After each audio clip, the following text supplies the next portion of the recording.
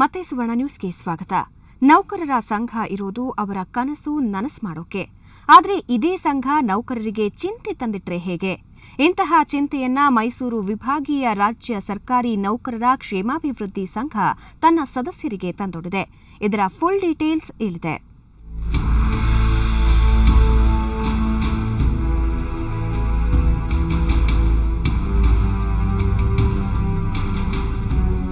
ಸರ್ಕಾರಿ ನೌಕರರ ಕ್ಷೇಮಕ್ಕಾಗಿ ಹುಟ್ಟಿಕೊಂಡ ಮೈಸೂರು ವಿಭಾಗೀಯ ರಾಜ್ಯ ಸರ್ಕಾರಿ ಕ್ಷೇಮಾಭಿವೃದ್ಧಿ ಸಂಘವೇ ತಮ್ಮ ಸದಸ್ಯರಿಗೆ ಪಂಗನಾಮ ಹಾಕಿದೆ.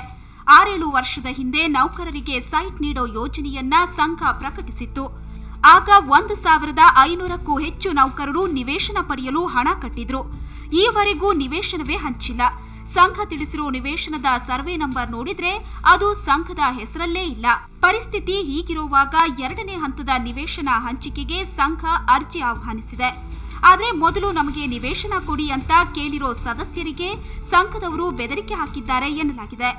ಇವರು ಸುಮಾರು 1,500,000ಕ್ಕಿಂತ ಹೆಚ್ಚು ಸರ್ಕಾರಿ ನೌಕರರನ್ನ ಮೆಂಬರ್ಶಿಪ್ ಮಾಡಿಕೊಂಡು ಎಲ್ಲವರಿಂದ 2 ಲಕ್ಷ 3 ಲಕ್ಷ ವಂತಿಕೆಯನ್ನು ಕಲೆಕ್ಟ್ ಮಾಡಿ ಅವರಿಗೆ ಸೈಟ್ ಕೊಡ್ತೀವಿ ಅಂತ ಹೇಳಿ ಇದುವರೆಗೆ ಒಂದು ಸೈಟ್ಗಳನ್ನ ಕೊಟ್ಟಿಲ್ಲ. ಇನ್ನು ನಿವೇಶನ ನಿರ್ಮಾಣಕ್ಕೆ ಜಾಗ ಸಿದ್ಧವಾಗಿದೆ ಅಂತ ಸಂಘ ಪತ್ರದಲ್ಲಿ ಹೇಳಿದೆ.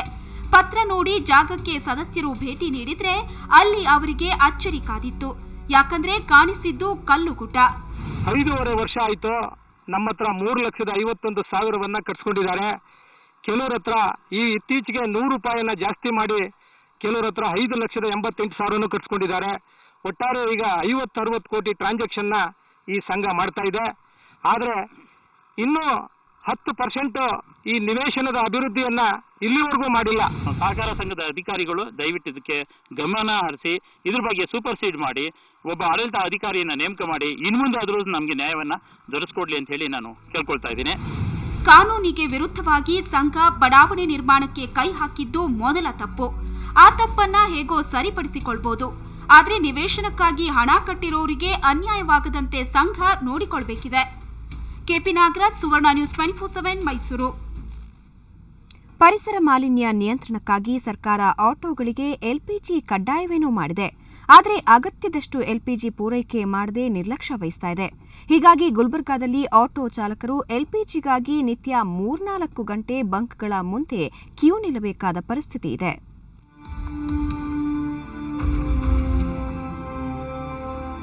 ಈ ರೀತಿ ನೂರಾರು ಆಟೋಗಳು ಕ್ಯೂನಲ್ಲಿ ನಿಂತಿರೋದು ಬಾಡಿಗೆಗೆ ಅಲ್ಲ. ಇದು ಆಟೋ ಸ್ಟ್ಯಾಂಡ್ ಕೂಡ ಅಲ್ಲ. ಬದಲಾಗಿ ಎಲ್ಪಿಜಿ ಇಂಧನಕ್ಕಾಗಿ ಚಾಲಕರು 3-4 ಗಂಟೆ ಕ್ಯೂನಲ್ಲಿ ನಿಂತು ವ್ಯಯಿಸುತ್ತಿದ್ದಾರೆ.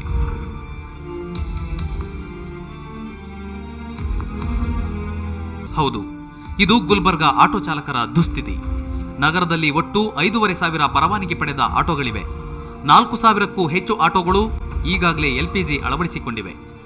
ಆದರೆ ಎಲ್ಪಿಜಿ ಪೂರೈಸೋ ಬಂಕ್ಗಳು ಇರೋದು ಮಾತ್ರ ಕೇವಲ 3. ಮಾಲೀಕರು ಚಾಲಕರಿಗೆ ಆಟೋ ನೀಡೋದು 8 ಗಂಟೆ ಅವಧಿ. ಇವರು ಬಂಕ್ ಎದುರೇ 3 ಗಂಟೆ ಕಾಯಬೇಕಾಗಿರೋದ್ರಿಂದ ದುಡಿದ ಹಣವೆಲ್ಲ ಬಾಡಿಗೆ ಕಟ್ಟಲು ಸರಿ ಹೋಗ್ತಿದೆಯಂತೆ. ಮೇನ್ ಗ್ಯಾಸ್ ಚಾಲೂ ಮಾಡಿದ್ವು ನಮ್ಮ ಆಟೋ ಸಾಬ್ರು. ನಮ್ಗೆ ಪೆಟ್ರೋಲ್ ಹಾಕಿ ನಡೆಸ್ತಿದ್ದೆವು. ಎಲ್ಲಿ ಬೇಕು ಅಲ್ಲಿ ಪೆಟ್ರೋಲ್ ಸಿಕ್ತಿತ್ತು. ಈ ಗ್ಯಾಸಿನ ಸಲುವಾಗಿ ಇಲ್ಲಿ ನಂಬರ್ ಹಚ್ಚಿ 3 ತಾಸು ನಿಂದಿರ್ಬೇಕಾಗ್ಲಕತ್ತದ. ಅದಕ್ಕೆ ಬಡಾವಣೆಗೆ ಯಾರು ಕೊಡ್ಲಿಕ್ಕೆ ತಯಾರಿಲ್ಲ. ಗಾಡಿ ಓನರ್ಗೆ 120 ರೂಪಾಯಿ ನಾವು ಕೊಡಬೇಕು. ಆದರೆ ಗ್ಯಾಸಿನ ಪ್ರಾಬ್ಲಮ್ ಏನದ ರೀ, ಎಲ್ಲಿ ಹೋದಲ್ಲಿ 2 ಗಂಟೆ 3 ಗಂಟೆ ನಿಂದಿರ್ಬೇಕಾಗುತ್ತೆ ಸರ್ ನಮಗೆ. ಏನ್ರಿ ಅದರಲ್ಲಿ ನಮಗೆ ಏನೂ ವರ್ಕೌಟಿಲ್ಲ ಸರ್. ಅದು ಸುಮ್ಮನೆ ಮನೆಯನ್ನು ಒಂದು ಹೊರಗೆ ದುಡುಗಡೆ ಮಾಡ್ದಂಗೆ ಆಗಲಾಗುತ್ತದೆ ರೀ. ಇನ್ನು ಆಟೋಗಳಿಗೆ ಬೇಡಿಕೆಗನುಗುಣವಾಗಿ ಎಲ್ಪಿಜಿ ಪೂರೈಕೆ ಮಾಡುವಂತೆ ಆರ್ಟಿಒ ಮತ್ತು ಆಹಾರ ಇಲಾಖೆ ಅಧಿಕಾರಿಗಳು ಡಿಸಿಗೆ ಪತ್ರ ಬರೆದಿದ್ರೂ ಪ್ರಯೋಜನವಾಗಿಲ್ಲ. ಲಾಸ್ಟ್ ಟೈಮ್ದಲ್ಲಿ ಒಂದು ಮೀಟಿಂಗ್ದಲ್ಲಿ ಸಪ್ಲೈ ಕಡಿಮೆ ಇದೆ ಅಂತ ಆಟೋ ರಿಕ್ಷಾ ಯೂನಿಯನ್ದವರು ಕಂಪ್ಲೇಂಟ್ ಮಾಡಿದ್ರು. ಅದನ್ನು ನಾವು RTI ಮೀಟಿಂಗಲ್ಲಿ ಇಟ್ಟುಕೊಂಡು DC ಅವ್ರ ಜೊತೆಗೆ ಮಾತಾಡಿ ಎಲ್ಲ ಕಂಪ್ನಿಯವ್ರನ್ನ ಕರೆಸಿದ್ದೀವಿ. ಅವಾಗ ಸಪ್ಲೈ ಮಾಡ್ತೀನಿ ಅಂತ ಹೇಳಿದ್ರೆ ಅವ್ರಿಗೆ ನಾವು ಎಲ್ಲ ಲೆಟರ್ ಕಳಿಸಿದ್ದೀವಿ, ಸಪ್ಲೈ ಮಾಡ್ತಂತ ಹೇಳಿದ. ಒಟ್ನಲ್ಲಿ ಎಲ್ಪಿಜಿ ಕಡ್ಡಾಯ ಮಾಡೋ ಸರ್ಕಾರಕ್ಕೆ ಅದನ್ನ ಪೂರೈಸೋ ಜವಾಬ್ದಾರಿ